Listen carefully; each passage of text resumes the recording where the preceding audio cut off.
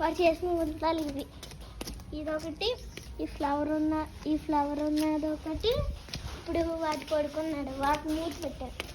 ఇదొక గుంత, అప్పుడు చేసిన గుంత. ఇది మేము జామ చెట్టుకి కాయలు కాసినాయి అనేసి కాస్తుంటే వీడు ఇక్కడ కూర్చున్నాడు. పిల్లిసం కూర్చుండి అక్కడ ఆ గోడకి అలా చూస్తున్నాడు. ఆ లైన్స్ ఉన్న గోడ అలా చూస్తా ఉన్నాడు. చూసిన తర్వాత కొంచెం కాళ్ళ నొప్పులు వచ్చేసినాయి అనేసి కిందకి దిగి వాడు ఇక్కడ గుంత తవ్వాడు.